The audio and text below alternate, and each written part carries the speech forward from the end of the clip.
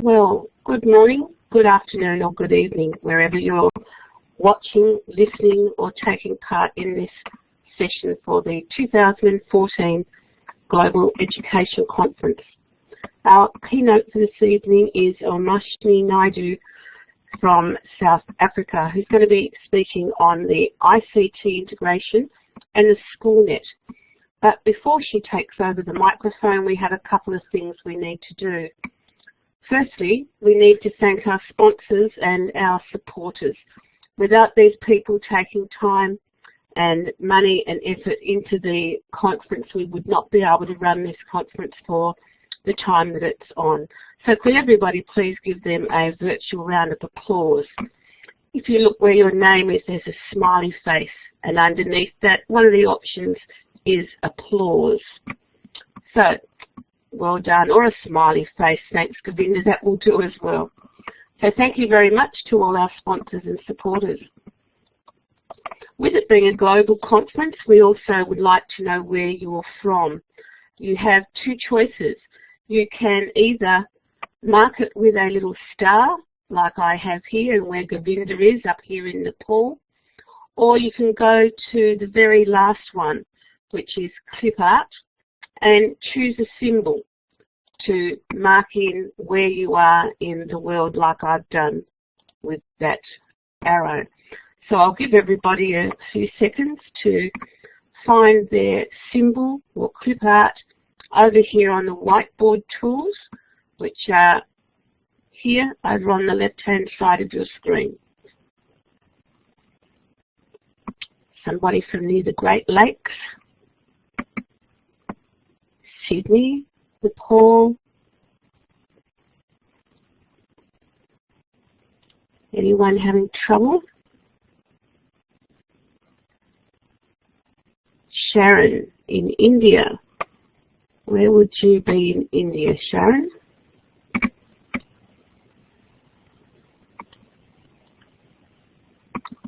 Mumbai. Okay, so I think Mumbai is it somewhere around there?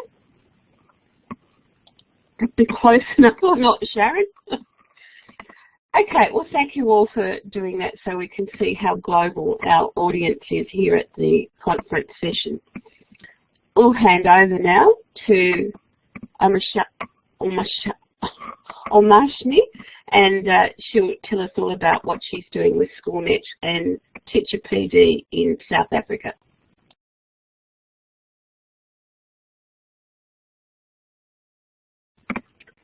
So Omashani, are you right to press the talk button and start presenting? Good morning, good evening. Thank you for joining me at this session. I'm hoping that the voice just carries through and that my connection holds out. So very briefly, SchoolNet is an NGO. We've been in existence for over 17 years, and we were initially started by the National Department of Education and put together networks of schools, and now we are an NGO working on professional development of teachers particularly. SchoolNet as an organization is the education partner for Microsoft, Intel, Google, and a host of other sort of provincial education departments, but also we work with big business in terms of their corporate social responsibility programs, and we help them craft plans for how they might implement ICT projects, particularly when it is hardware and suppliers that are crafting these projects. So let me take you to the context. Now, South Africa has over 26,000 schools. We have a population of over just about 52 million people.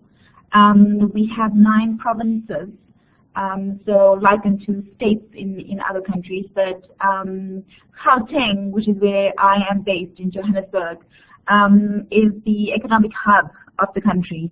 And you'll see the rural context doesn't apply necessarily here in Johannesburg, but it certainly applies to KwaZulu-Natal, other sort of locations within South Africa. And we'll find that about 80% of our schools are still considered rural in terms of the amount of schools that we have, as well as the kids that are, going to these schools. And if you can look at the pictures there, I mean, it's not depicting, we are vast and varied in terms of the areas that we have schools in.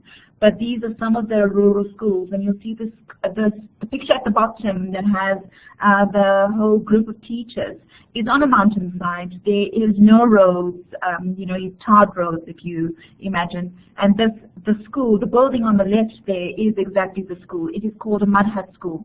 So it's contrived basically through mud and crafted into a building, and there's about 2 or 3 that forms the school here on this mountainside. And this school particularly I'll highlight when I come to one of the projects, but the teachers are phenomenal. I mean, despite where it is they are, despite the kids that are coming with absolutely nothing, they do amazing things at the school. But I'll go into that as I work through the project. The context with ICT, I mean, we are all ICT friendly people, but also we're very passionate about ICTs, and we understand the context within the teaching and learning communities. But too often we have hardware suppliers, we have people wanting to make quick sales in terms of providing hardware to schools, particularly because education is such a important factor within any country. And we have too often they just provide the hardware and neglect the teacher professional development. I mean, with the mentality that if you provide devices, surely they will learn. And that doesn't happen too often. So you'll find, I mean, many schools, so we try to help corporates understand why it's important for these devices to be used and for teachers to be shown how to use them, not necessarily how to click through, but to understand the power that ICTs bring into teaching and learning.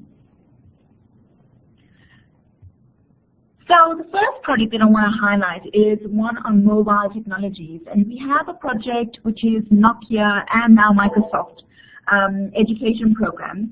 And you'll see it is the Nokia Mobile Maths project. It was started in 2010, and we developed with Nokia and Pearson Education a program for secondary school learners, so grade 10, 11, and 12. And we developed and matched to the curriculum, the South African curriculum, questions. So there's a question bank of over 10,000 questions that kids are able to log on to the service, go through the grade 10, 11, and 12 curriculum as they need, and it tracks their progress in terms of the topics, in terms of the questions that they practice, as well as the tests that they take. So a teacher can set up groups within the program, and they're able to then track, per class even, what their progress in terms of the learning has been. So some teachers are using it very creatively in terms of setting homework tasks and then checking the next morning whether the kids have done them, which is really working fantastically well. But of course, we also host competitions which really stir kids into action, which is really fantastic to see. But the fact that we have mobile devices and mobile programs means that there's greater access. So in some of our rural contexts, we have teachers, unfortunately, that are not necessarily skilled in the teaching of mathematics. So for example, if we have a school in a rural area where there is no maths teacher, a child who may have finished grade 12 and had done maths is then co-opted into teaching that subject until they find somebody else. So for those kinds of teachers, we need to have additional development activities, and this mobile maths is one such activity where the teacher is then able to give sufficient examples about these things. So we leave the questions for last, but so the ICT for RED project, this is ICT for Rural Education and Development. This is a project that is implemented in Kapindaba, which is in the Eastern Cape, which is the place where Nelson Mandela lived and grew up. It's not very far away from Kunu. And you'll find quite a lot of schools there. We have, in our, as you said, I mean, we have about 26,000 schools, but in some areas they're more clustered. In some areas they're sparsely populated, but we have a lot of schools. And we don't have enough teachers within those schooling areas, but we have a lot of kids in some cases. And the ICT for Red project provided tablets, a range of different kinds of tablets, but tablets to every teacher within the schools that were participating in this project. So we're in the third year of this implementation phase, and in the first year we tried it with one school. In the second year we had an additional 11 schools, and now we've got an additional 13 schools. So every teacher in this project got a tablet, and we took them through the ICT for Red teacher professional development material. And in so doing, it wasn't, click here to open apps and click there to, take a photo or a video.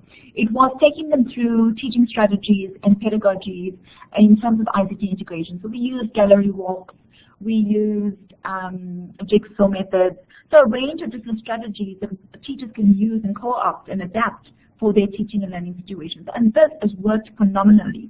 Included in this was a gamification idea where we've got badges that have been put into each of the modules. So for each module, a teacher can get the sort of bare minimum badges, but then there's badges that extend. So optional badges that teachers can then do to extend their sort of learning and their skills. So you'll see the links are at the bottom, so you are able to follow, the development as well as the course materials. It's open resources, so we can share alike. But this project has been phenomenal because too often we see, we do projects and it's not in a sustained way. And, even if it's like 5 days training, we do the 5 days training and then thereafter nobody sort of tracks what sort of development or behavioral change then occurs thereafter. And this ICT for Red project was phenomenal because we had teacher professional development at least once a month. So one module facilitated over 3 hours once a month. And then during the rest of the month, the teachers are able to complete their activities. And then we have badge assessors. So the badge assessors go and visit the schools, or we have a clustered meeting where the teachers are then able to come through with their badges for assessment. So there's criteria that's set down, and the assessors then mark or grade according to the criteria set down. So this is really a fantastic project, and we're seeing so many gains. And in terms of our context, there's been no theft of devices. If anything, people have lost it, and we've had 2 facilitators tablets which were stolen from their cars, but not in terms of the schools. And in some cases, and we employ here the learn as you earn model, which means that as teachers go through the badges, so if 80% of the teachers complete badges by module 5, then the school gets an additional projector, or they get SD cards, or, so they earn. So as they reach milestones, they earn different types of goodies, which typically would have been given to the teacher anyway, but we've now crafted a way so as they reach particular milestones, they're then able to earn these additional things. And teachers are loving it because they feel that they're part of the learning, and if they don't do the badges, then they don't qualify for these extra goodies that are provided, which is really fantastic because then it gets teachers motivated into completing and getting to the milestones. So their school is not disadvantaged and they personally are not disadvantaged. So they're really fantastic. So the next project, Intel Education is known throughout the world, but in South Africa we have a fantastic relationship as the regional training agency, and we were able to take the courses, and we discussed with Intel about localizing the courses before we implement them. So what we do is we've trained, there's a portfolio of courses both for Intel, Microsoft, as well as Google Education, and they're all mapped to our South African Ministry of Education. So we have a learning pathway, if you will. And foundation skills is basically Intel getting started, or ICT skills, where we're able to get people working through foundation skills in terms of administration. How does one use a computer for basic sort of typing? How does one do mail merge and those kinds of things, administrative duties. And then we go on to more sort of thinking courses, which is like the Teach Elements, Intel Teach Essentials, Thinking with Technology. So it's a more higher order thinking field where teachers are talked through ways in which they can craft projects, but then look at it from the learner perspective as well, where they're able to ask questions that are well thought of and works according to Bloom's taxonomy. So we were able to then, get teachers understanding how does one work through the types of questions that we get so that we can get the types of answers that we want from the kids. And it's really difficult, when teachers are set in their ways to unthink and to unlearn. So it is really fantastic. We see much gains, and then on the other hand, we don't see many in some instances. But the teachers that go through these various courses are just then, made aware of a whole host of different professional development, and we're trying as far as possible now to get them into professional learning communities as well. And the whole plan is for us to get them understanding that they're not alone. And I think this is the main thing for us, is to get teachers to understand they're not alone. There's tons of resources out there, but they've got to be savvy enough to sift through the ones that are not useful and find the ones that are really working through. So Intel Teach. Intel Teach has also got community development programs here in South Africa. So we work with out-of-school youth, entrepreneurs, unemployed community members, and trying to get digital literacy. And we have focused projects here for women and girls particularly. And we work within the community area. So we send trainers out to these various areas who are then able to work within the community and try to get the community in terms of some digital literacy skills, which is really fantastic. The next education partner we have is Microsoft, and we have a range of Microsoft programs here. And if you look at the polnetwork.com, or if not, look at the SchoolNet website as well, all of the programs are there, and they are free, so you can use them as you need. But as I said, there's a learning pathway. So there's developmental skills, where basic skills are tagged to. Where teachers are made aware of. There's, apps that can be used for teaching and learning. There's autocollage. There's a range of different things, quick and easy things that a teacher can use just to jazz up their lessons and make it easy for a teacher to integrate into teaching and learning. And then the Microsoft Innovation Workshops, we also host and run the logistics for the Microsoft Innovation Workshops, which is the Microsoft Teachers Awards. And we run the Sub-Saharan Africa as well as South Africa. So we've got Microsoft Innovation Experts, who then a selected number of projects are then chosen to represent the country, as well as Sub-Saharan Africa in the global forum. So we, do run workshops with teachers. We identify, Microsoft teachers, and then we ask them to complete projects. And we have a network of quite a large community of teachers. So we send out, professional development ideas and things to the teachers that are part of our community. Vodacom ICT centers, this has been something new, and I'm not sure whether other countries have teacher education centers as well. I'm sure you do. But, for decades now, we've had something called teacher education centers, and what they used to be was experience centers for teaching and learning support materials. So a teacher could, in theory, go to this education center and experience the new books, go through the various sorts of new technologies that come through.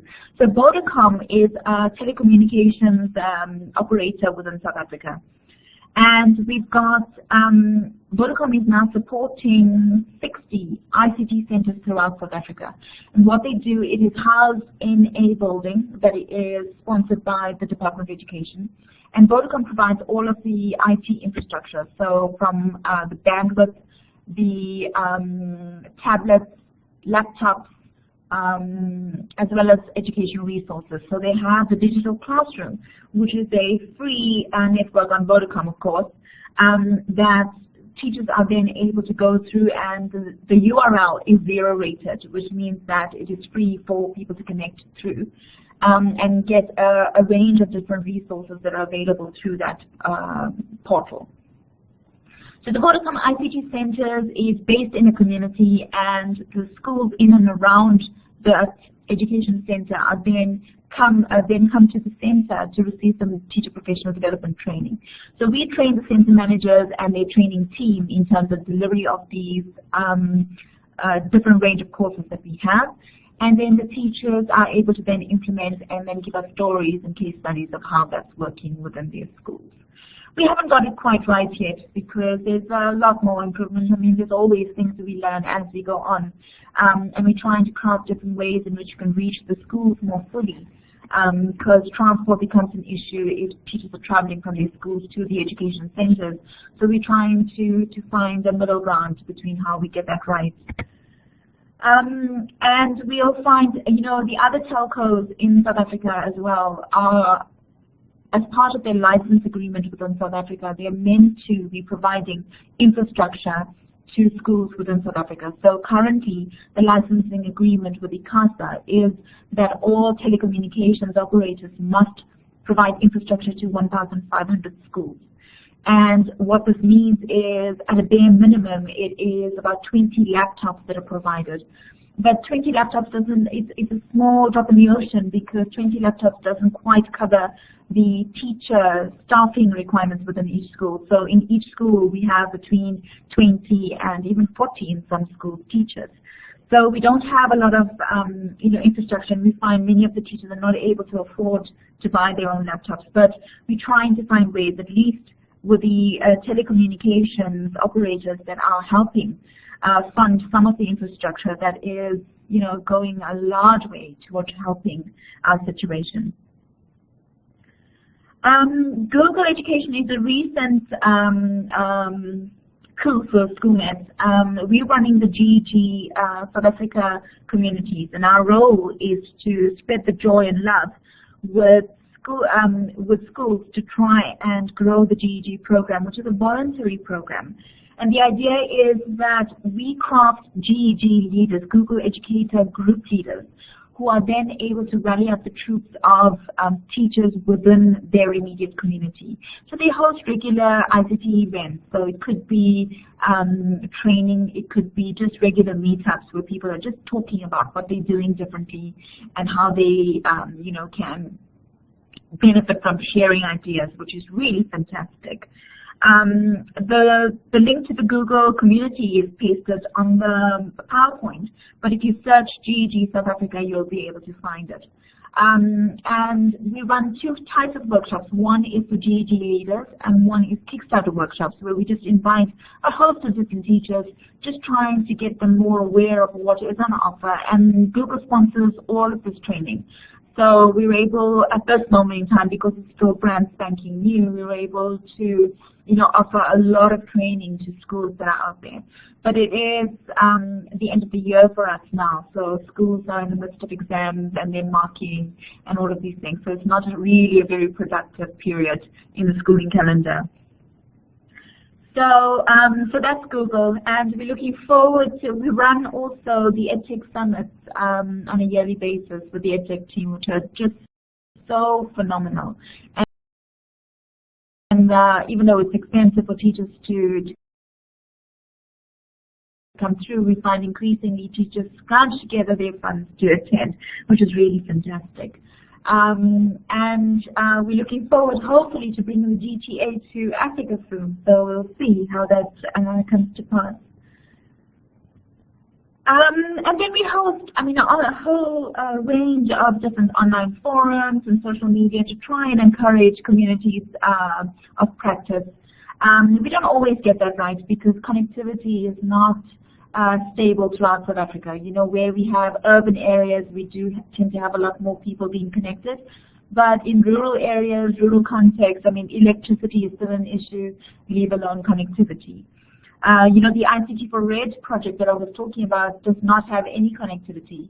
And the workaround there is that we save all of the content that is educationally sound on SD cards, and we provide that to the teacher. So it's not a hang up that, I don't have connectivity, woe is me, I can't do anything.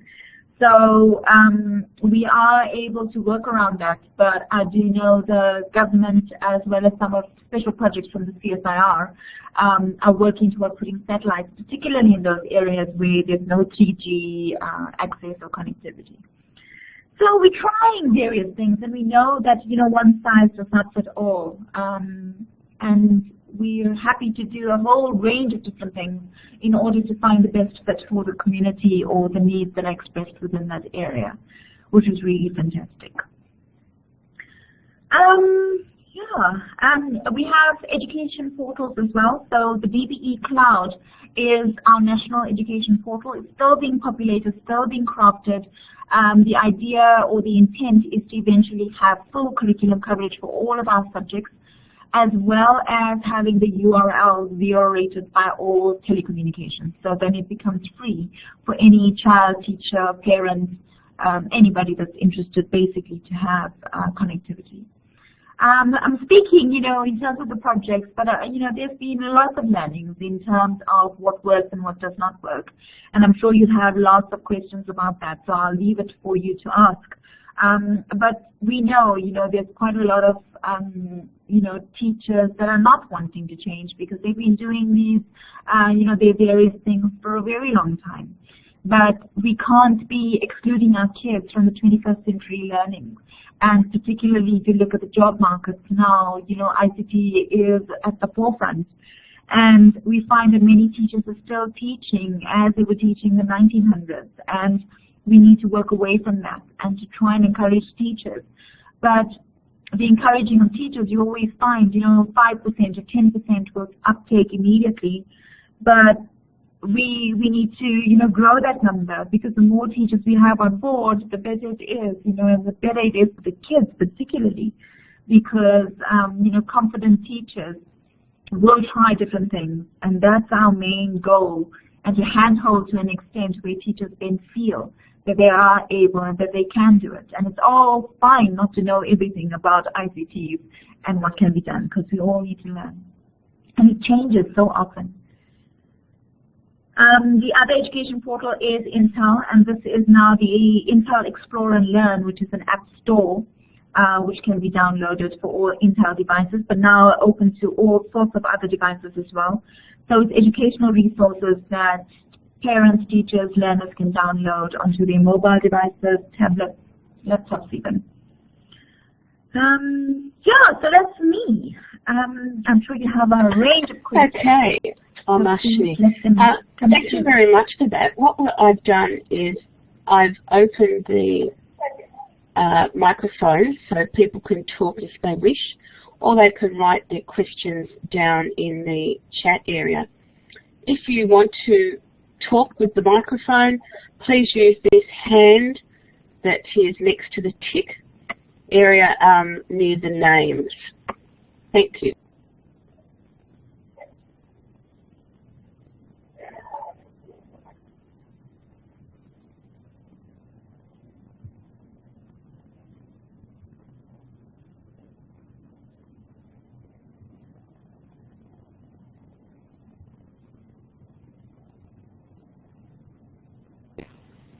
Well, Omashani, it seems like there's no questions there coming through. I noticed Govinda was trying to get his microphone to work, but maybe he could put it in the chat there. So on behalf of everyone who is present and those who will be listening in the future, thank you very much for presenting on SchoolNet and teacher professional development in South Africa. It's very interesting to see that even in Australia we've got lots of the similar problems to what you've got, with teachers not wanting to change and connectivity problems and so on. So what we might do is stop the recording if there's no questions, and then you can do any other chatting there in the chat room. So please give Omashani a round of applause by using that applause button in your smiley face. Thanks very much, Omashani.